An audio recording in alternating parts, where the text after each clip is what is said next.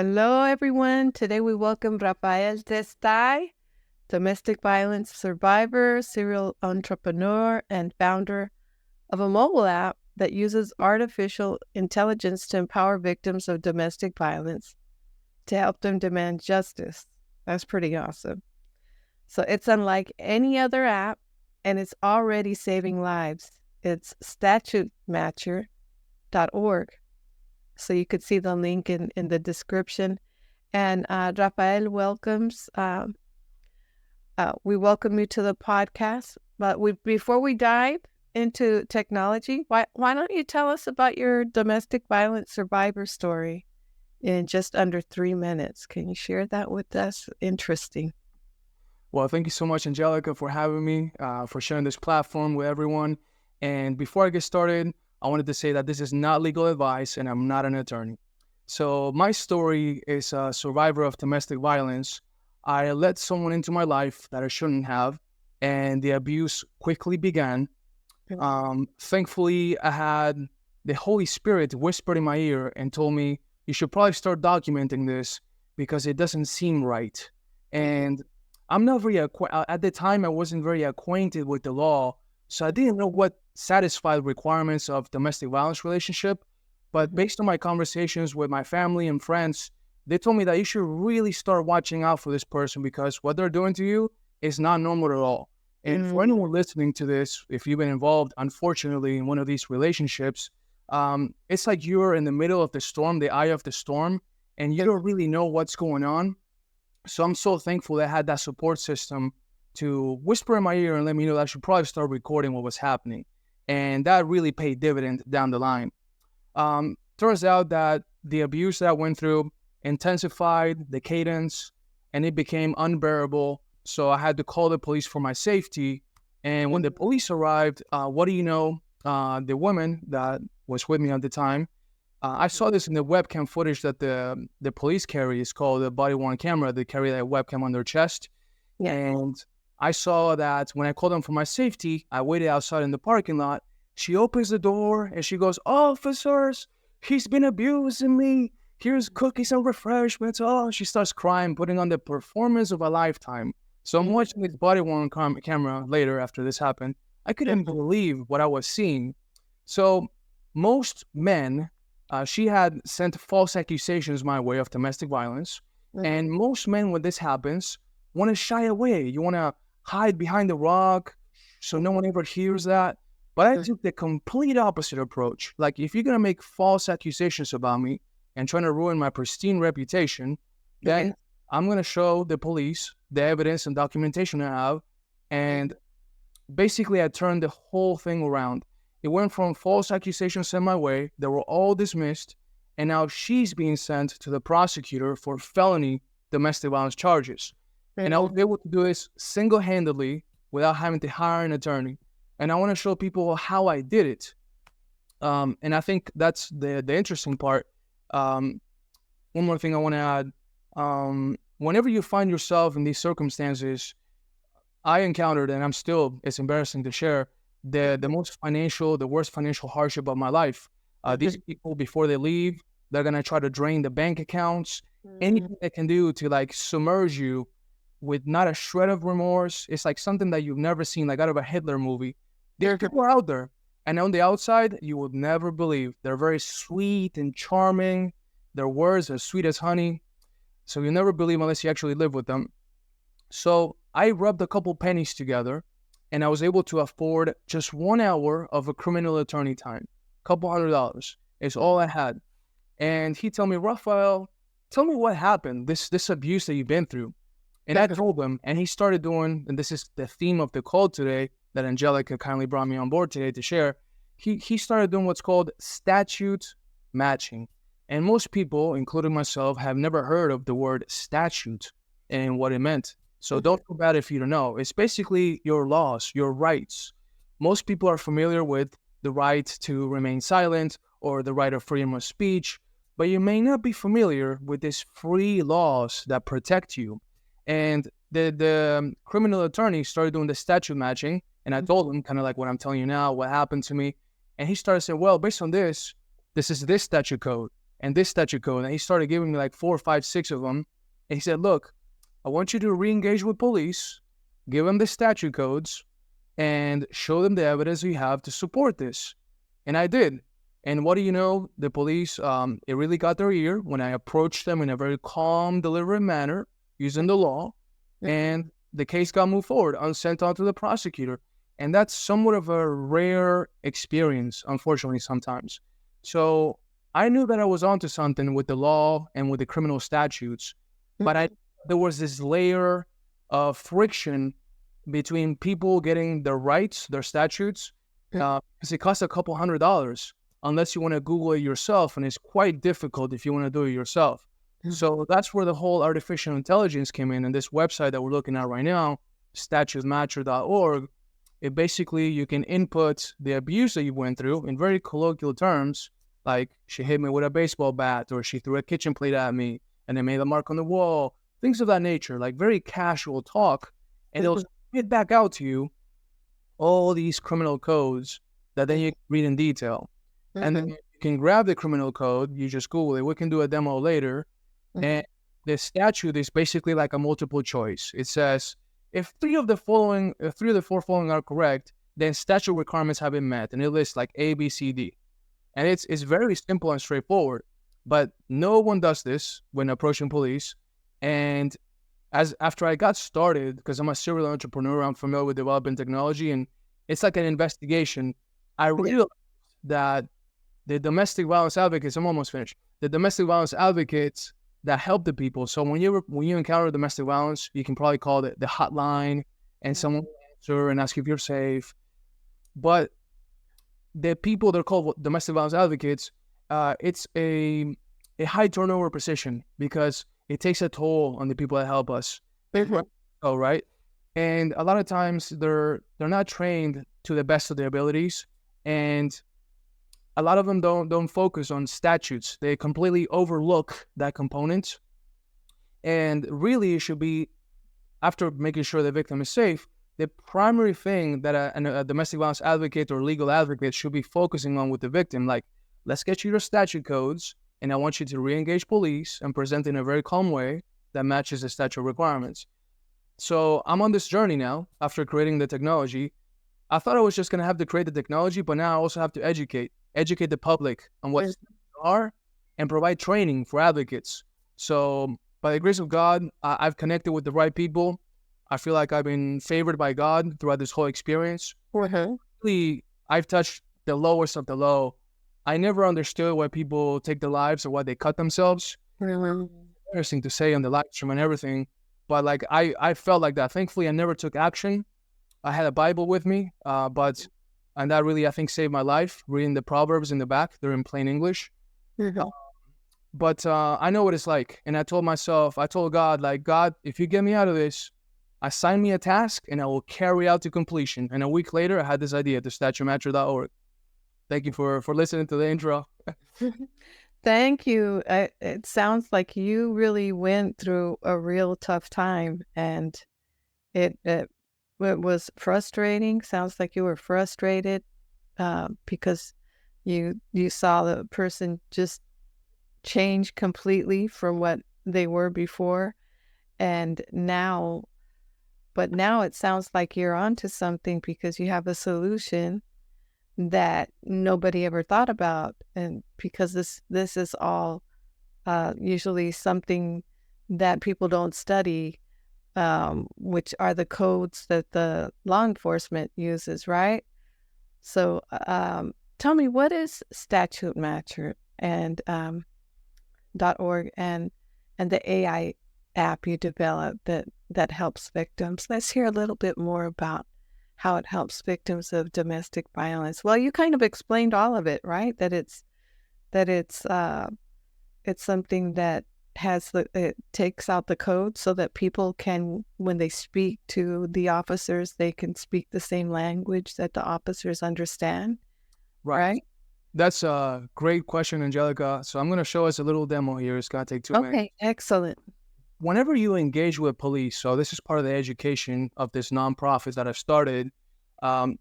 Police, what they're doing when you tell them your story, in the back of their mind, they're scanning to see whatever this person's telling me, if it matches up with actually the letter of the law, which means your rights and the codes.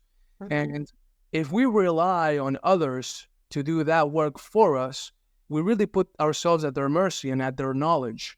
So my advice and suggestion is to know your codes and don't expect anyone, regardless of their title or profession, to be able to know these codes, because you'll be surprised. A lot of times, the people who you think should know the codes don't know them.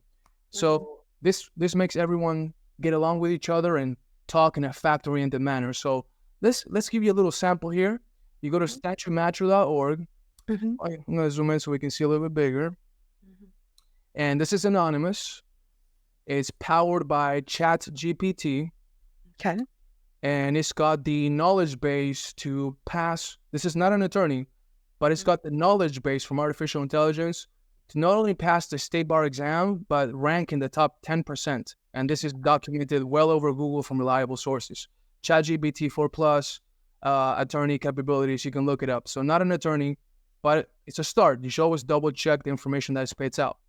So you just talk to it like I talk to the attorney, right? You just tell it a situation like, she hit me with a baseball bat and put a GPS tracker in my car. I feel threatened and unsafe.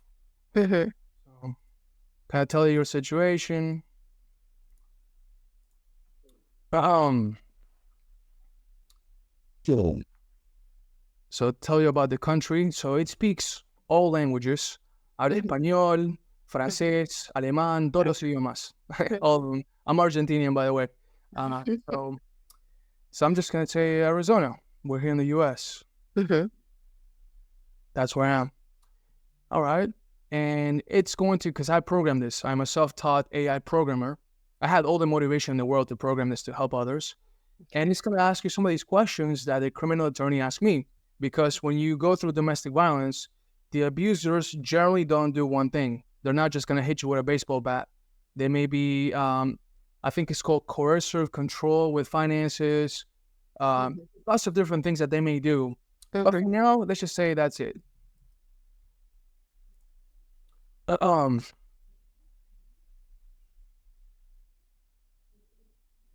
All right, here we go. Beautiful. Like this information that we're seeing right now, it cost me a couple $100 to get, and I'm giving it away to the world for free. Again, always double check the information. And if you have the money, if you can, get an attorney's time to double check. All right, so we're going to read this. I know it's going a little fast. It's very smart. All right, so it gave us... So it links everything to what you told it. Yeah. It's going to give you these codes. So ARS stands for Arizona Revised Statute.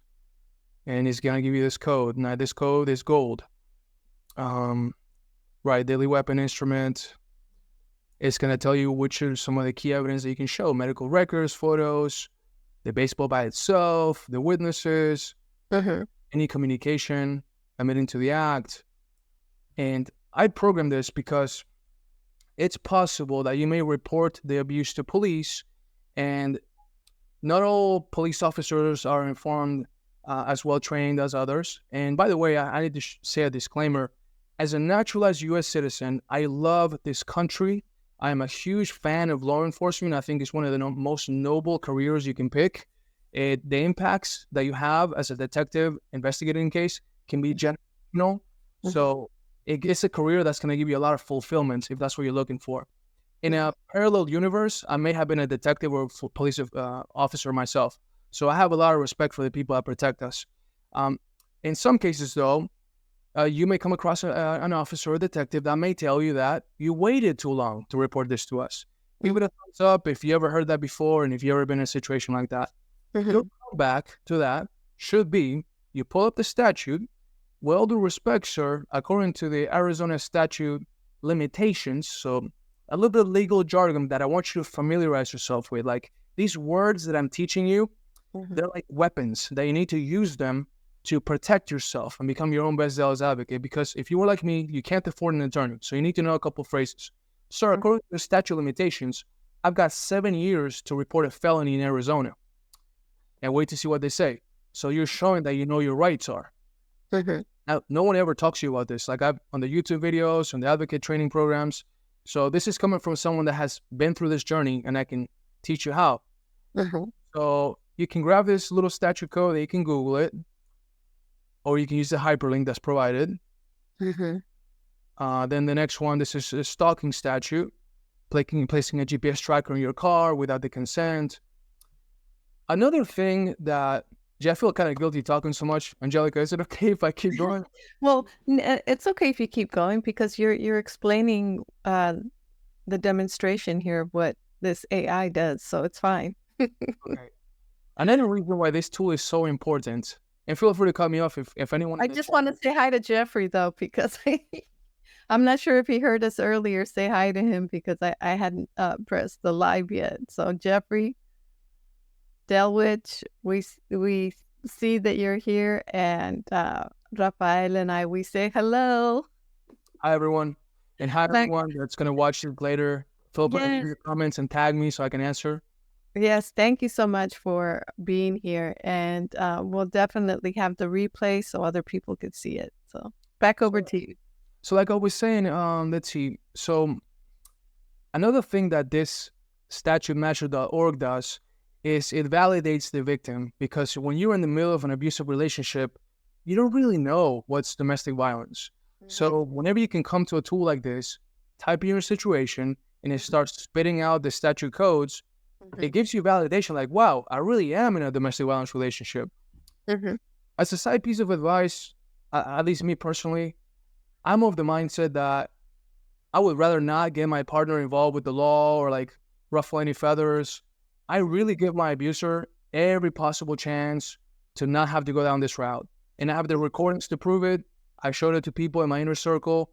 And when people know the entirety of my situation, everyone has the same response like, Rafael, like you really should have you really forgave him a lot. If I were me, I would have reported them a lot sooner. So I gave my abuser the benefit of the doubt. And even towards the end, I have recordings that say, look, I'll pay for your U-Haul. I'll pay for you to move all your things. 50% of relationships don't work out. And I would rather just not have to go down the route. But what do you know? When you try to leave a relationship with an abuser, that's the moment they escalate. And I found myself in danger when I proposed parting ways amicably. So it's a risk you have to consider. If you give your abuser that way out, they may actually flip it on you, and they may become even more aggressive and start slamming furniture like my abuser did. So We got a few comments. Can I read them? yeah, let's make it interactive. We got Jennifer Como. She says, "Hey, hey, Jennifer." Hey, Jennifer, I love kids. Yeah. Fernando's giving the thumbs up. He says domestic violence includes psychological harm. Yes, it does, and it goes under the surface. If you don't have like any physical wounds, people may discard it. And if you ever have questions about whether you're in an abusive relationship, go to statutematcher.org, link in the description below. Type it in and see what comes out. What statute codes? Is it free? Yeah, absolutely free and anonymous. That's awesome. And it's a website, so I call it an app so people can kind of like understand it, but it's not a download. You don't have to go to the app store, nothing. You just go to a website and you can just delete your search history so no one knows you went there. Sweet. All right. So the reason why I brought that up is because, like in my personal situation, abusers can be very technologically sophisticated, and this is why I'm coming out with this tool so we can fight them back with technology. And my abuser, I put a GPS tracker in my vehicle, and that's actually a stalking, one of the counts that they're being charged for, they're being sent to the prosecutor for. It's called stalking, as you can see, right? And it's a very serious felony. It's a class 3 felony. I believe a homicide is a class 2 felony. So I have to double check that. But it's like right underneath it. So it's a very serious thing to do. And us, colloquially, we may say like flirting, oh, you're stalking me, you're liking my photos. Like we've all flirted like that with people. But there literally is a statute code for stalking. So it gives validation when someone is under this abuse. Wow. It talks about statute limitations. Now, this is gold for advocates.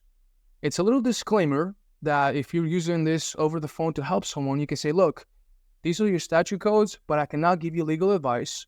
If any of these statutes apply to the situation, you can list them for your own records, but I cannot tell you which statutes apply or what to do.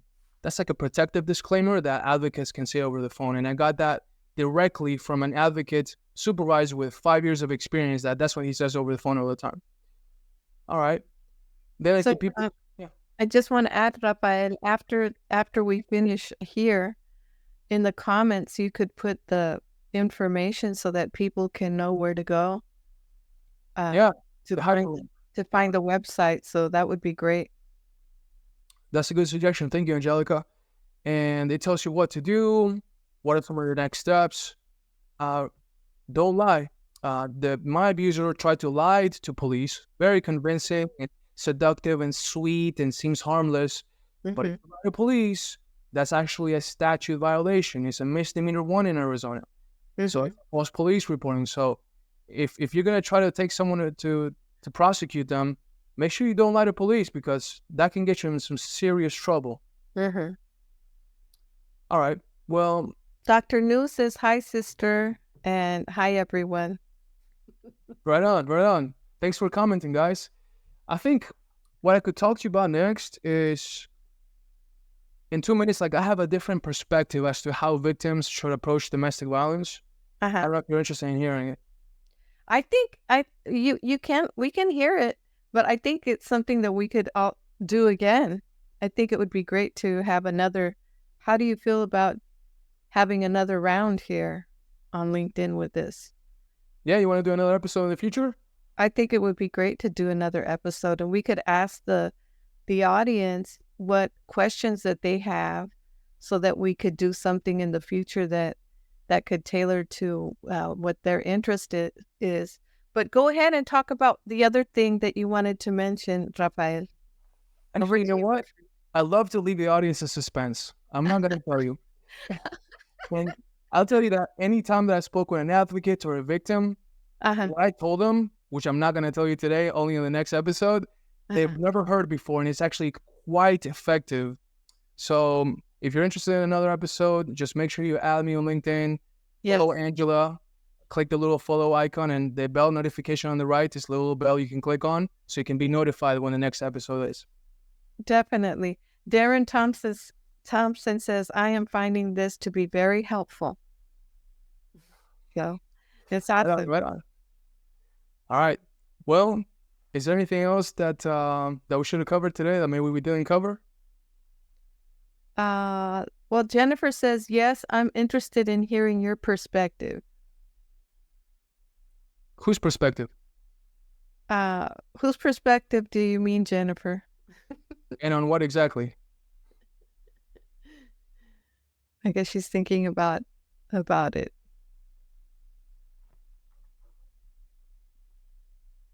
So this is a little bit of the website. Maybe my perspective. If it's my perspective, I think it's good to have knowledge, so that when a situation like that comes, you know what to say, and you're more prepared, and you can express yourself, because when you have the words at your fingertips to say, that law enforcement understands, and it's going to always be easier for you because you're speaking their language, you know? So I think that's how it's beneficial. If that was your question to me, Jennifer, she says, whoa, come on. So everyone, you can find Statute Match. We're active on all social media, and you can find us on Instagram, TikToks. I make almost daily videos, and I am looking for domestic violence organizations that will be interested in running a pilot program for 30 or 60 days, in which you can use the Statute Matcher for free, and then give us feedback after 30 days or so, and maybe in a quantifiable way. We would love to use some of those metrics of how helpful it was for you in helping the victims, so that we can then apply for grants ourselves, and hopefully I can maybe do this full time one day. But everyone, thank you so much for listening and for the support. Comment below, tag us, and thank you for having me, Angelica. I really appreciate it. You're welcome. I see that Jennifer added his. She said she wanted your perspective, but she said, but he already said we have to wait. Suspense. Yep. Until next time. Until next time. Let's do the next episode like within the next 30 years or something, so people remember kind of like this conversation. And Yes, definitely. And I am aware of some domestic violence organizations in San Diego that I could probably hook you up with. So that would be great. that's if anyone, and Angelica, thank you so much for that. If anyone listening knows a couple of domestic violence agencies, those warm introductions really mean the world. Because otherwise, sometimes I can come across like some stranger on the web, but if you know someone personally on the inside or introduce us, it helps. Yeah. And being a man sometimes can be a little bit of a disadvantage in this industry. Most of the people that this statute measure helps are women, Mhm. but I look at myself as like that protective father that takes care of the family, and I watch out for the criminals and I protect us. So I would like to be the father basically of everyone that has been abused, and I want to protect you and take care of you with this technology that I developed. So thank you very much, everyone. I really appreciate it. Yes. Well, thank you for this information. It's absolutely very, very beneficial for a lot of people. And so I'm looking forward to our next one, Rafael. So I'm glad we did this. Likewise. We kind of did it on the fly, but sometimes you just gotta, like Nike says, you gotta do it. You just gotta go for it. Believe me, I was nervous when this started. I make a lot of videos, but being live on LinkedIn is a different ball game. And I said, you gotta make things happen in life. You gotta make it happen. So I hopped on, and it seems like it gone pretty well. So thank you. You're welcome. Darren Thompson says thank you. Yay! Thank you, Darren, for being here, and everybody else who came. So I think with that, we're gonna end the room and just welcome everybody for the next one. We'll please, like you said, ring the bell, and we'll be there ready for the next one. Have a great evening, everyone, is what Dr. New says. You too, my dear, and everyone else. All right. Thanks very much. Good night, Rafael, and thank you for being Buenas here. noches. Ciao. Buenas noches. Ciao.